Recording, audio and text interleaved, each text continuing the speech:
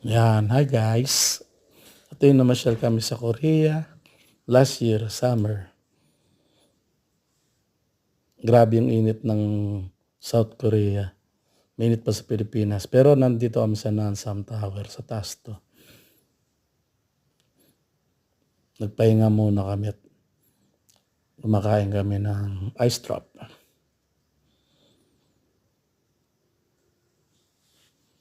Ito, masaya naman. Banting kami. Kaupo lang. Chill-chill lang.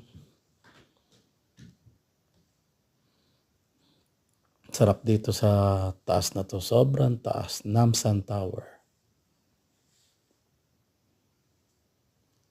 Kita mo lahat ng building sa buong South Korea.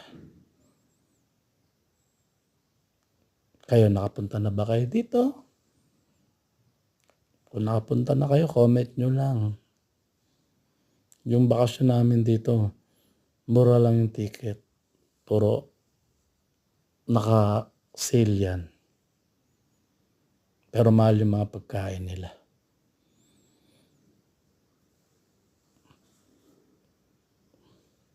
Lahat dito mahal. Malaki na yung sahod nila. Dati is, kung sumasahod lang sila ng mga nasa 500 sa euro, ngayon ang sahod nila nasa 2,000 na sa euro.